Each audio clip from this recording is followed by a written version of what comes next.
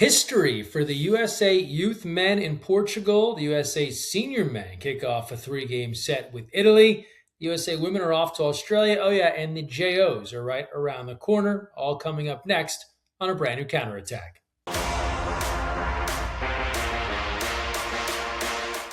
Hey everyone, Greg Mescall here. Thanks for joining us on the counterattack on Overnght and USA Water Polo. We start first with the USA men's national team. They're in the midst of a 7-game homestand, 1 against China, just wrapped 3 against Montenegro, and now they are underway against Italy. Don't forget live streaming of all of these games, live and on demand, available from our friends at Overnght at overnght.com or on the Overnght app.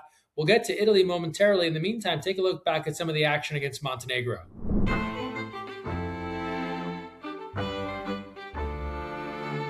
Good evening and welcome to Orange Coast College here in Costa Mesa, California. It's the first of 3 between the USA men's national team and Montenegro. Huge opportunity here for Team USA. They don't have a major competition this summer, but it's critical to get games. They start off with 3 against Montenegro. I think it's a game of momentum swings, and we have a young, confident team. We're trying to build a strong culture, have a lot of new guys coming in, and we're always very positive with each other and have each other's backs. It starts with our defense. Obviously, we won't want to give up less goals, and we know the offense will come. So we'll start with the defense, and we'll see what coach has for us tomorrow. Back to Lethe. He's dialed in. That's 3 for the big lefty. It seemed like a switch was flipped there, and you guys kind of went a different direction. Yeah, it's always a long game. Just keeping your head straight and focusing on one possession at a time, one defensive stop at a time is always important. And the chant for USA goes out on night 1. Team USA gets the win. They come back from a first half deficit to defeat Montenegro 12-11. Here in Irvine, California for night 2 of a 3-game set between the USA men's national team and Montenegro. So these 7 games they have here at home, this is the extent of their summer slate. It's a huge chance for Coach Adovicic to look at guys as they build towards LA. Drops it over the top. Oh, easy money. And Team USA is in front 7-6 thanks to the speedster. Us being able to come back and being able to resolve those mistakes and being able to push through, that's really the determinant of this team. So, hopefully we can get it done in San Diego, but yeah, I'm proud of us. This is our 5th or 6th week in the camp, so we've been training really hard, building our bodies up and building our team chemistry. So, everyone's looking for each other. We're moving the ball. A good index of our team character that when things get tough, that we're able to keep fighting without losing our temper and try to get back into the game and do whatever we can without hurting the team. We want to win every single game, but a lot of this is the development. More importantly, we've got the rubber match coming up here in a couple of days. Welcome to San Diego, California for the finale of Team USA and Montenegro on a special night where 3-time Olympian and San Diego native Alex Bowen will be honored. What a legendary moment for a legend himself. And these games are so awesome. Like the place is packed, standing room only, all to honor Alex Bowen here in his hometown. Here's Bowen swimming hard in space. Oh, the gift to Bowen. He's got a lane to work with. Bowen moving in, takes a look and hits! Shop it one more time. There it is. That's what they came to see here in La Jolla, and all smiles for the amazing brick. You can hear the crowd go wild here. The retirement goal from Alex Bowen. He's my co-player, co-coach all those years from the 2014 to 2024. It was really honor for me to coach you all those years. Thank you. Water polo has given me so much. I could have never imagined how much it taught me discipline, resilience, and sacrifice. It taught me what it means to be a part of something bigger. It took me around the world, challenged me in ways I had no idea it was going to. And it helped shape me into the man I am today. I took a moment before the game started after I took a couple shots and got the arm loose. And I was just sitting there and I just smiled looking out at the crowd. It was just taking in the moment one last time. And now you turn the page quickly to Italy. What do you want to do differently in that 3-game set with the Italians? I think most importantly, our adjustments are going to come on the defensive end. And they got some really good shooters. They got some good centers. They play really physical and they counter hard. So we're going to have to shot block better, just play better overall counter defense and play better cohesively together. But I know we can do it, and we're going to put our best foot forward. Meanwhile, the USA squad opened against Italy on Wednesday night in Berkeley, the first of 3. They'll move to Stockton on Friday, where they honor retiring Olympian and former Pacific great Alex Obert. And then they'll close things out on Sunday at Stanford, where they will also recognize retiring Olympic bronze medalist Drew Holland, the former Stanford keeper. And if the celebration for Alex Bowen in San Diego was any indication, we're in for a fun couple of nights there, recognizing a couple of Team USA legends. Again, if you're in the area, get your tickets now at usawaterpolo.org. All these matches have been selling out, so make sure you show up for that one. Let's take a quick look back at Game 1 against Italy. Romain along 2 meters, now Irving. Irving measures and drills it. The captain ties this at 2. Like I said, his balance is so incredible. Oh, clean look here. This is a problem. Weinberg, what a save. Second effort. Still a battle. Loose ball. Weinberg again. Figuring out what they'll look like at the World Cup. So, to your point, want to play as mistake-free as possible. And Chase Stodd gets one back for Team USA. He's got a couple now, drilling it from the outside. Fails to convert on the extra man. Shot clock to 5 now, and rattling the cage, bar down, is Ole. That's Ryan Ole. He's got 2. Team USA threatening with that double post again. They go inside. Castillo, big turn! Oh, Pistol Pete! Let him know. Now we move ahead to the USA men's youth national team. They were taking part in the World Aquatics Youth National Championship in Portugal. And the pipelines on the USA men's side of things, they have had a heck of a run here the last couple of years. Keep in mind, until about 3 years ago, the USA men's national team had never medaled at a world championship at any level. So senior, junior, youth on down, cadet. That all changed a couple of years ago when the junior men broke through with bronze. Then last year, they upped it to a silver, and now it was the USA youth squad's chance. They went to Portugal, had a really daunting schedule, and came through with a stellar result as they took home silver. Best ever finish for the program at that event. It came down to the final against Croatia. Heartbreaker there. They lose in a shootout, but overall, some impressive wins. Big win over Italy. They knock off Hungary in the quarters, get past Montenegro, who was a favorite team in the semis, to reach that final against Croatia. We'll hear from head coach Ross Sinclair momentarily in our big conversation. But take a look back at some of the big results for this USA youth squad as they powered through some excellent opponents and really setting the stage for some future opportunities for these up-and-comers. First off, happy 4th of July. That was tough one to go down that way, but beyond proud of these guys. Being down 4 goals and showing the resiliency is incredible, inspiring. Couldn't be more proud of these guys. Silver medalists, they made history, and they're gonna remember this for the rest of their life in a positive way. And really looking forward to the future with this group.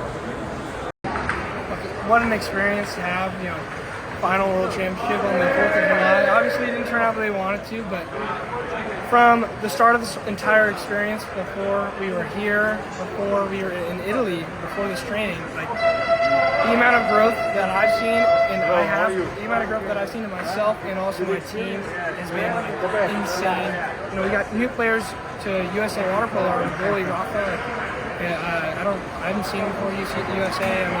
Dexter, I've never played with Dexter in my life, and he's just grown so much throughout this tournament. These younger boys, Aiden, Grayson, Shaw, these guys are stepping up and being amazing water polo players, and I think just this moment, being in the moment, and there's all this noise and ruckus throughout the whole thing. It's just been an insane experience, and I've never seen USA crowd be that amazing in my life, to be honest. Now to the Team USA women. They're off to Australia ahead of the World Aquatics World Cup taking place later this month in Sydney.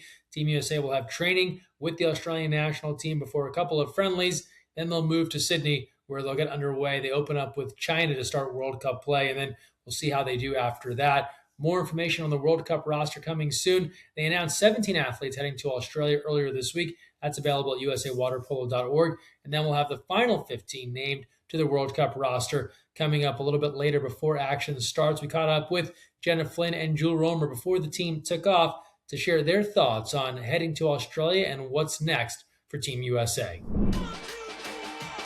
This is a new makeup of girls, and we're pretty young, and I think that's always exciting to get to know each other and build more connection looking towards World Cup. that same thing is still in play. We have so many, we don't really have anything to lose here.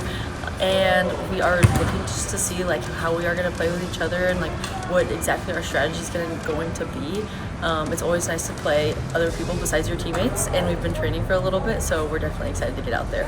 It's super exciting being back with this group. We're all really close friends, and I think the connection out of the pool is really leading to the connection in the water and being super competitive with each other. So that's been really fun, and I'm excited to go and take it into World Cup and play against other teams. It gets really hard to play against your teammates every day, twice a day for a long time, and it's really exciting to go to a new place, new venues, see the world in general. Australia is a beautiful place. I've been one time to Perth, so I'm really excited to go to Sydney, and I know everyone else is super excited just to see the place, and also like knowing the history behind women's water polo and Sydney is really excited to be there. Honestly, we have higher expectations for ourselves right now, and just keeping it within the group, not really thinking about like the outside pressures that much, and trying to play our best water polo like one game at a time. I think it's coming from us and not so much from the outside.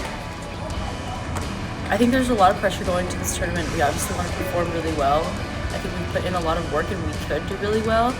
But it's about executing on what our game plans are. I think that a lot of other countries have really talented teams who are in similar positions to us, and I think that it's going to be really competitive, but I think that'll also help propel us forward and get us to where we need to go.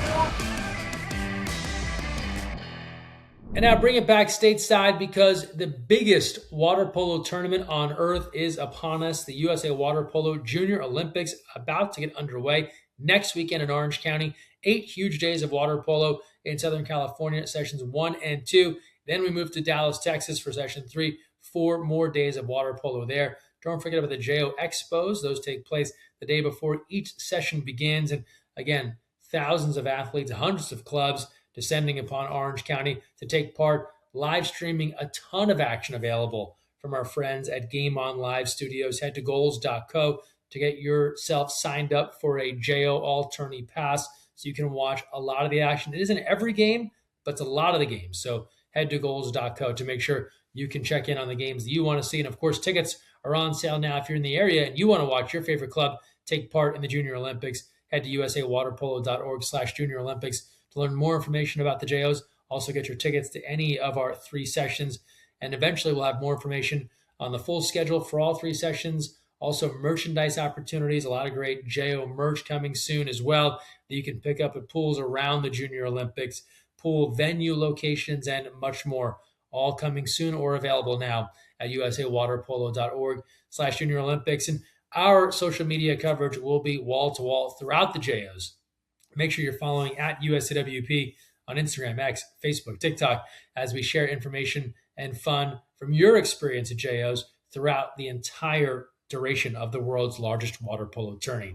Let's stick with age group water polo and tell you all about the Windy City Windup that wrapped up in the Chicago area at the end of June. Congrats to the champs crowned in this one. 18U boys, Chicago Parks, 18U girls, Lions, more CPD, and the 16U boys, more Lions in the 16U girls, Foundation 14U boys, and then 294 Elite, sweeping the 12U mixed and 10U mixed. Great to see more age group club play opportunities in the Midwest, and it's also a nice primer for teams that are getting ready for the Junior Olympics as they gear up for their culmination of the summer club season. And now we turn back to Portugal and that huge win for the USA men's national team as they reached the podium for the first time ever at that event, taking silver. And we talk with head coach Ross Sinclair, and he breaks down how this team came together, some of the great training opportunities they had before they got to Europe, and a little inside baseball here. They decided to train with Spain the day after losing pretty handedly to the Spaniards. And what was going to be an off day, they ended up scrimmaging, and that ended up being a really pivotal moment as they got back in the pool after a big loss and perhaps set the stage for some of the excellent play we saw the rest of the tourney. Here's our conversation with Ross. Our latest big conversation here on the counterattack. Awesome result for the Team USA men youth in Portugal. Head coach Ross Sinclair is here. Ross, how are you? Doing great. Yeah, thanks for having me, Greg. Doing really well. Good to talk with you. What an epic result. I mean, I guess start there. What's been the feedback for you? I know you're just getting home after a long trip to Portugal, but what was the response when everyone saw the result and what you and the team were able to accomplish? Yeah, I mean, look, the water polo community, especially in the country, has been well received. Very excited. I got flooded with a lot of texts and calls, just talking about how proud they are of the group and how proud they are to be American. And the I guess symbolic part was being able to play on 4th of July, which is something that I think I'll remember for the rest of my life, and these boys will never forget.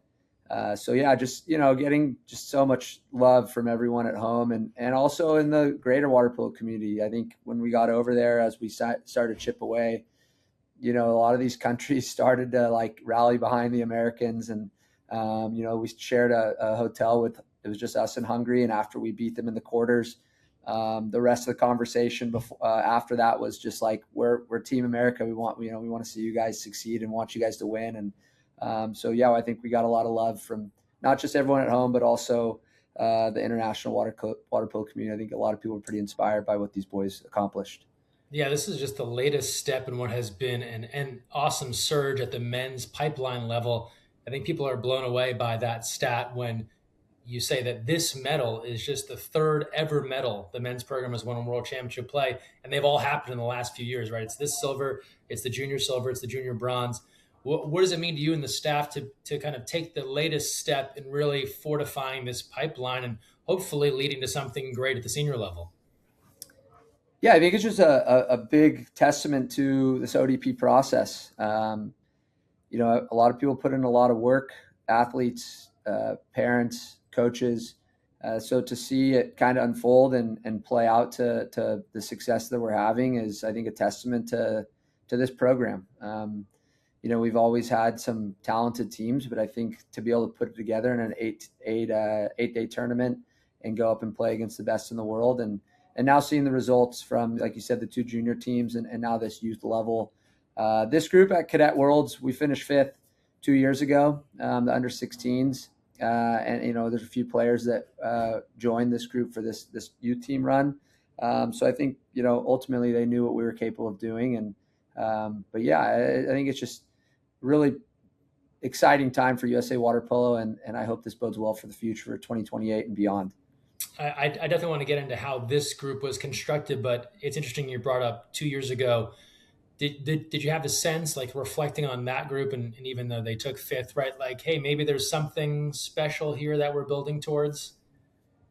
Yeah, so we lost to Spain in the quarters at Malta in 26, the under 16 world champs 2 years ago, and that was it. We beat Serbia in the 5-8 classification semi, and then beat Greece in a shootout in the 5th place game. And I think one thing I took from that group was, these guys, they worked really hard. They're beyond coachable. I think every time we came up with a plan and the way we prepared for games, they loved it. And a lot of teams, when you get knocked out and you don't compete for a medal, it's kind of hard to get excited to play. And these guys did the exact opposite. So when I left Malta, I was like, I think this group is they're a little different. They're a little special where, they want to compete, they want to win. And every time we challenge them to find a way to compete, they did that. And, obviously we took it up a notch 2 years later in this tournament this past week. Yeah, you bring up a great point. The 5th through 8th place bracket at a major tourney can be a fairly depressing event if you don't have the right state of mind. Kind of the wind is out of your sails. So it's a testament to those guys to kind of come back and have that result. Speaking of this group, and I think people got to get a little bit more familiar with guys like Tyler Anderson and Jet Taylor and Kai Kaneko as they saw them over the course of the week. Tell us, for someone that maybe just saw the results, how did this roster come together, and what, if any, lead up time did you have to kind of gel as a group before Portugal? Yeah, so the addition of Tyler, there's another big addition is Dexter Black, lefty. Rafa Suarez Abraham is another one that I think wasn't a part of Malta 2 years ago, and so adding some new faces and really this started back in December, January at the pre-academy, going through National League, competing in National League, competing in the Pacific Cup, and then obviously getting into May with National League championships and then ultimately senior nationals. We did a little domestic camp locally, got some run with the senior team, Dayon was super nice to allow us to come up and train with them. The Chinese senior team, we did some battles with USC, which was awesome. And then we went to Italy. Italy was incredible for us. We sparred with them for 7 days and went through the ups and downs of being overseas and playing a foreign country. And, Italy played a style that was a little faster than us. And every day we chipped away, watched a lot of film and basically got to a position where we felt really comfortable playing those guys. And we played them in group play and took it to them and played a fantastic game. And I think that was when, the big message was always believing, from day one, from, December and January, every time we got together was, you got to believe that you're doing the right things. We're capable of winning any game. And when we beat Italy, that was something that I think everyone thought like, all right, we have a nice, we have an opportunity ahead of us to do something really special, not just come over here and win one game. And I mentioned that to them. We win that big game and, obviously we had a little bit of a setback against Spain, but Spain poses a whole different beast of water polo. And exposed a lot of things for us. And, nobody really knows this, but after we played them that day, we got on a bus and did an afternoon training. And we trained with them the next day was supposed to be our day off. And we went and trained, did 2 hours with them and battled at 4 quarters. And, I don't think they had any interest in wanting to play us. And we had all the interest in the world to come in and play really hard. And the boys, we gave it to them. And that was a big turning point. I think when we walked out of that training thinking they were going to have a day off, and instead we went and battled for 2 hours with the team that just kicked our butts. That said a lot about this group and, again, instilled a lot of belief in them. And then going through the tournament, Hungary, going down 5-1, we told them don't ever waver. They're going to take some exclusions. We're going to get opportunities. We're going to get back into this. And we went on an 8-0 run, and obviously the rest was history. And then the Montenegro game was just beautiful, just an incredible game. And guys were locked in. We had a great game plan. They followed it to a T. And then, even the Croatia game, it didn't end our way, but the way they showed some resiliency and battle, I think they just did everything that, a competitor and the American mentality stands for. So, it was a long process to build this team, but ultimately, the guys, they did what they needed to do. They believed in everyone. They believed in the system. And, it was really fun to be a part of. A lot to unpack there, and I appreciate kind of the summary of that week. Starting first, to your point, looking at the results from afar, that Italy game did kind of serve notice. I think, not just a win, right, but a win by a substantial amount of goals. How did that instill some confidence? I think you said you and the staff kind of realized like, okay, maybe we can do something here. But what did you see from the guys after they have a result like that, especially coming off of a week of training with the same team? I think it just shows the importance of preparation. We pride ourselves as a staff and as a team. And, I told the boys, like, whether we're the most talented or the least talented, we're going to be for sure, we're going to be the most disciplined. We're going to be the hardest working. And as a staff, we're going to prepare you guys better than anyone else in the country, in the world. And so when we kind of broke down Italy and provided them with, a scouting report and a plan and I was a lot of video and obviously the experience playing with them for a week, to see them have that success and ultimately win by that score line. I think everyone was 100% all in at that point. If they weren't already, I think that just showed, there's a recipe for success and this is our model. We're going to prepare and we're going to be organized and disciplined and the guys did that. And once they saw that, I think that was a big step for us to recognize that anything is possible and any team that we play, we're capable of having a great game and having that success. I think the story you just told, maybe breaking news here about this practice with Spain the day after you lose to them, but that is a fascinating move. And I don't know, for me, like maybe a bit of a roll of the dice, right? Like you lose pretty handily to them, you go back and play with them again. If they take it to you another time, like now you're trying to pick up the pieces a bit. Take me through the thought process of turning a day off into a day of practice and kind of how that came about. Yeah, so we had 2 days off planned because we got second in our group. And, they were kind of banged up. They were beat up a little bit mentally and physically. And, we saw it kind of talk. The initial plan was, let's take tomorrow off completely. Let's go to the beach, get a little saltwater therapy. Just kind of, myself included, everyone just kind of get a reset and then hone in on who we're going to play as the classification, the crossovers start to play out. And we had a scheduled bus with Spain to go to the beach as well, but also train. And their coach, an assistant coach, good friends with our assistant coach, Tommy Corcoran. And I got to know their coach for the last few years with junior youth world champs previous years. And they said, hey, do you want to, let's just scrimmage together. And I said, okay, let's do this. I think we need to do this. Mm-hmm.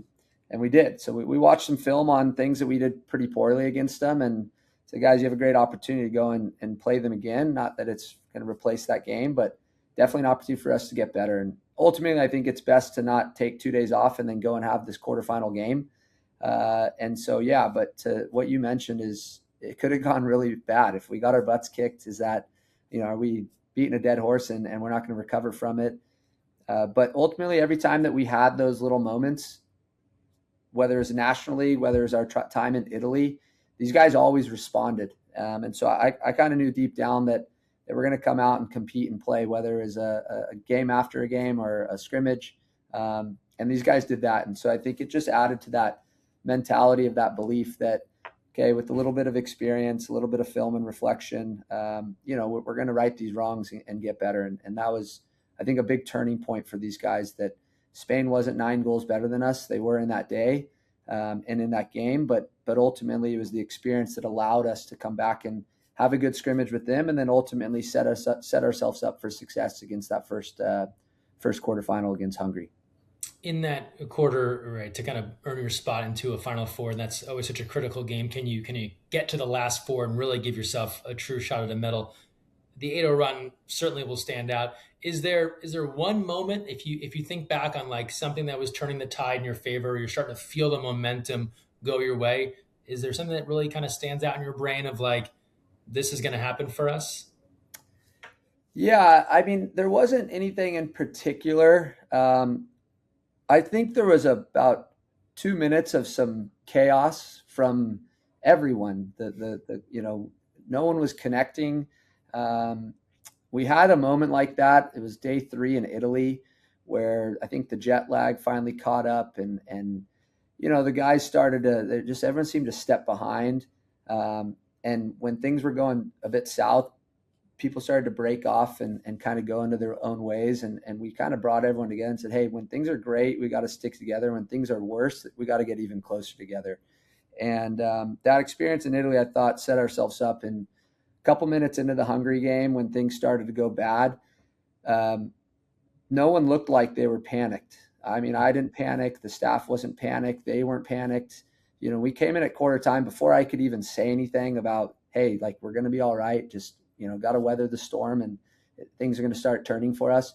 That came out of the boys' mouth. They all were like, hey, we're going to be all right. We're going to get our opportunities. We're going to chip away and get back into this. And so, I didn't have to say that. I did. I repeated everything they said in that moment. But I think they knew. I think they knew that it was going to work out and we were going to break this team down. And, which is what we did. And so they never wavered. They stayed present. That was a big theme for us. And ultimately they stuck to the plan and just started chipping away. And then as things kind of unraveled for Hungary, it just gave us even more confidence and more belief in what we were doing and what we were trying to accomplish. You talked about all the lead up time, not even in Europe, but just getting to go through National League and other kind of training camps. When you get into these challenging moments, how critical were those times months earlier where you got to try to build it as a team? Yeah, I think it's critical for us. We don't have a professional league. We're trying to create, National League has been awesome. And I think we're moving in the right direction. But, every time we'd go play a NIAC, an O Club, right? UCLA, USC, Long Beach, all these really good college teams and club teams, we would kind of get beat up a little bit where they just didn't seem to, they're just getting kind of outclassed. We were as 17, 18-year-olds versus 22 to 30-year-old professionals or past Olympians or current Olympians. And every time we'd come back from a weekend, it was, hey guys, this is all really good experience for us, because when we get over to Europe, we're going to play a 17-year-old Hungarian, right? We're going to play an 18-year-old Montenegrin. We're going to play a 16-year-old Italian, right? We're not going to play a 30-year-old, right? So these 5-6 months we're just getting great reps against higher quality, right? Maybe some teams are a little out of shape, but they got the old man water polo and they have that sense and that understanding. But once we get over there, we're going to play our peers, and it's going to be different. You're going to physically be able to hang. You're going to be mentally be able to hang. And so I think the lead up of what we got to and what we were able to have, that experience of National League and Senior Nationals and Pacific Cup, was critical to the success that we just had. I don't think we have the success that we have without that run and that opportunity. That championship final has all the emotions, right? You score the very first goal, you don't lead again until the very end. So there's just kind of I think the mantra of this group, right? You just kind of kept chipping away, right? And you eventually got back in front. And then they score late, and it goes to penalties, which at that point, is just a total toss up. Yeah. Personally, I love the college style where we like actually play water polo to finish it out. But how do you address the group after that, where like they poured it all out and they gave everything they had, and at the end it just didn't go your way? What's your message to them after something like that? Yeah, definitely a tough one to process. Honestly, first thing I told them is I loved them. Super proud of what they did, and I told them that they should not, hang their heads down. Ironically, Spain wins, they get third, and they're like taking selfies in the behind the scenes, and they're jumping for joy. And I'm like, man, here we are. We just got silver medal, first time ever. This age group, they did something that's historic, and these kids are shattered, myself included. And I'm like, this is it's a sports. It's a cruel thing. And so, I told them I loved them. I said, I'm proud of you guys, and you guys should be beyond proud of yourselves, and hang your heads up high and recognize that you just inspired a lot of people back home, myself included. You inspired me to be a better person, a better coach. And I think these guys, they once they kind of heard that message, I think they recognized that, what they did was something special. And, once later that night and over these last few days, checking with some of these guys, I think they're through the roof excited and happy. But in that moment, it's a tough one. There's no right thing to say.